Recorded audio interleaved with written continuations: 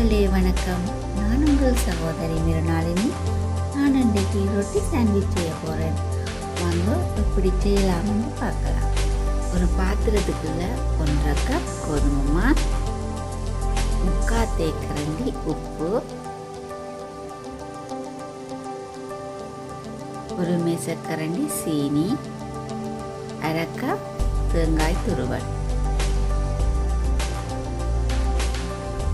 இவ்வளோத்தையும் சேர்த்து நல்லா கலந்து கொள்ளணும். கலந்து கொண்டா பிறகு வெதுவெதுப்பான தண்ணியை கொஞ்சம் கொஞ்சமாக விட்டு இந்த ரொட்டி மாக்கலவையை நாங்கள் ரெடி பண்ண வேணும்.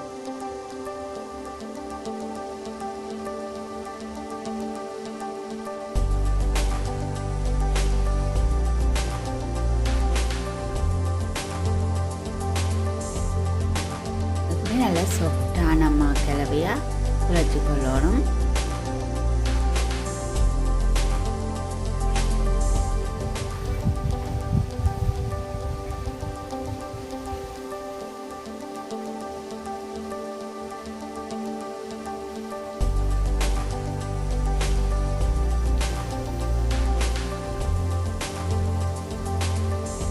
கடைசியாக ஒரு மேசக்கரண்டி தேங்காய் எண்ணெயையும் விட்டு நல்லா குழச்சி கொள்ளணும். அப்போ தான் எங்களோட ரொட்டி மாக்கலவையானது காயாமல் இருக்கும். ரொட்டி மாக்கலவையை ஓரமாக வச்சுட்டு அடுத்ததாக கறியை செய்யலாம். 10 சின்ன வெங்காயத்தை எடுத்து சின்னனாக வெட்டி வச்சுருக்கிறேன். 3 உள்ளிப்பல் அதையும் குட்டியாக வெட்டி வச்சுருக்கிறேன். 3 பச்சை மிளகாய், அடுத்ததாக 3 செத்த மிளகாய் அதையும் சின்னனாக வெட்டி வச்சுருக்கணும். ஒரு சின்ன கேரட் எடுத்து அதையும் துருவி வச்சுருக்கிறேன். இதுக்குள்ள கோவாவும் லீக்ஸையும் சின்ன சின்ன வெட்டி வச்சிருக்கிறேன். கடைசியாக கருவேப்பிலை. ஒரு சட்டியை அடுப்பில் வச்சுட்டு அதுக்குள்ள 3 மேசக்கரண்டி தேங்காய் எண்ணெயை விடுவோம். விட்டுட்டு 1/4 தேக்கரண்டி கடுகு பொரிஞ்சதும் 1/4 தேக்கரண்டி பெருஞ்சீரகத்தையும் இதோட சேர்த்துக்கொள்கிறேன். அடுத்ததாக குட்டி குட்டியாக வெட்டி வச்சுக்கிற உள்ளியையும் இதோட சேர்த்து வதக்கி கொள்ளணும்.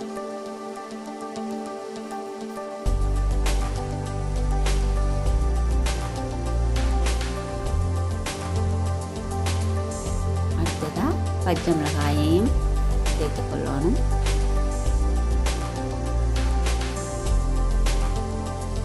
அதையும் நல்லா வதக்கி கொள்ளணும்.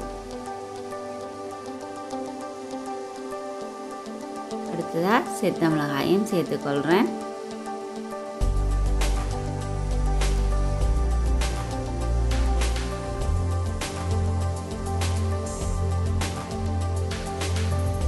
செத்த மிளகாய் பொரிஞ்சதும் சின்னனா வெட்டி வச்சிருக்கிற சின்ன வெங்காயத்தையும் இதோட போட்டு தாளித்து கொள்ளணும்.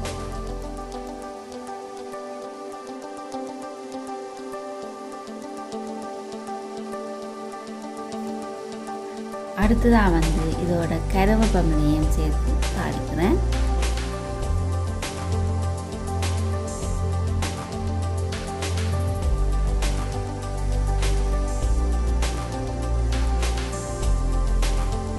இந்த கறிக்கு தேவையான உப்பையே சேர்த்துக்கொள்கிறேன். ஏனெண்டா அப்போதான் வெங்காயம் குயிக்காக வதங்கும். அடுத்ததாக கேரட்டையும் இதோட சேர்த்து நல்லா கிளறி கொள்ளணும்.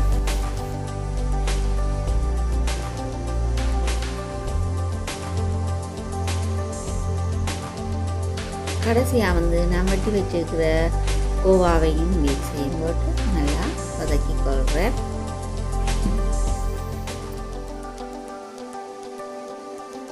இதோட ஒரு தேக்கரண்டி மஞ்சத்தூளையும் சேர்த்து நல்லா வதக்குறேன்.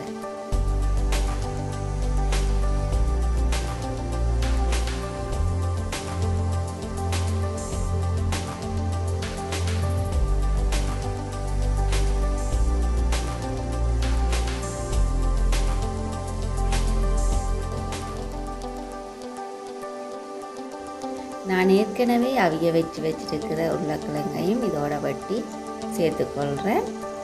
அதை இப்படி நல்லா மசிச்சு விடணும்.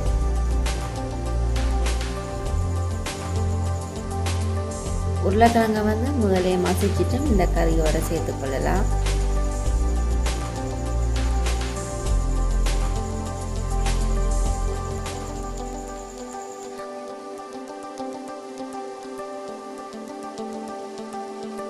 நான் 6-7 சித்த மிளகாயை மிக்ஸி கப்பில் போட்டு நல்லா தூளாக்கி வச்சிருக்கிறேன். அந்த தூளில் இருந்து ஒரு மேசக்கரண்டி எடுத்து இந்த கறியோட சேர்த்துக்கொள்கிறேன்.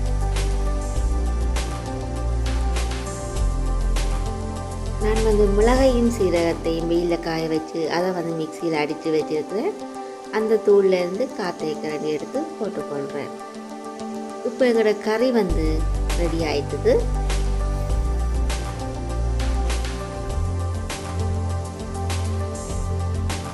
குழச்சி வச்சுக்கிற மாவை வந்து ரொட்டியாக தட்டி வச்சிருக்கிறேன். அடுப்பில் ரொட்டிக்கல்லை வச்சு அதுக்கு மேலே எண்ணெயை பூசிட்டு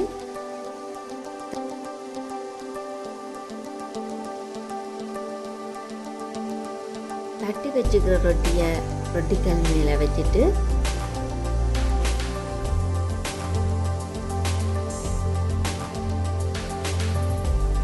அதுக்கு நடுவில் கறியையும் வச்சு நல்லா பரப்பி விடுறேன்.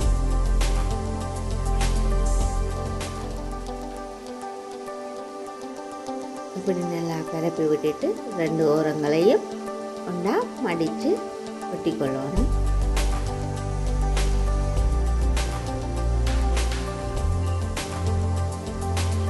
ரொட்டி உருட்டுற கட்டியால் இப்படி உருட்டி விட்டால் கறி வந்து எல்லா இடம் பரவி ரொட்டி சாண்ட்விச் வந்து நல்ல மெல்லிய லேயராக கிடைக்கும்.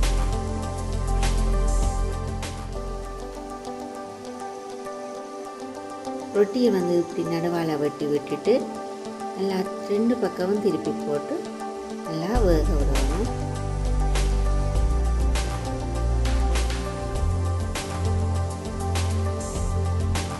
கோல்டன் ப்ரௌன் கலர் வரும் வரைக்கும் இந்த ரொட்டியை வந்து நல்லா வேக விடணும்.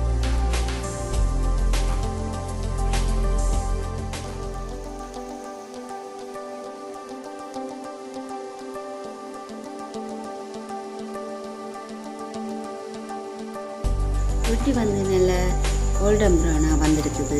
என்னோட ரொட்டி சாண்ட்விச் வந்து ரெடி ஆயிட்டுது. இங்கே பாருங்க, என்னோட ரொட்டி சாண்ட்விச் வந்து சூப்பராக ரெடி ஆயிட்டுது. இதை வந்து காலமை சாப்பாடாகவும் எடுத்துக்கொள்ளலாம் அல்லது இரவு சாப்பாடாகவும் எடுத்துக்கொள்ளலாம். உறவுகளே, இந்த பதிவு உங்களுக்கு பிடிச்சிருந்தால் லைக் பண்ணுங்க. உங்களுடைய கருத்துக்களை கட்டாயமாக எதிர்பார்க்கின்றோம். அதனால் மறக்காமல் உங்களுடைய கருத்துக்களை பதிவு செய்யுங்க மற்றும் உங்கள் நண்பர்களுடனும் பகிர்ந்து கொள்ளுங்க. மீண்டும் இன்னொரு புதிய பதிவில் உங்களை சந்திக்கின்றேன்.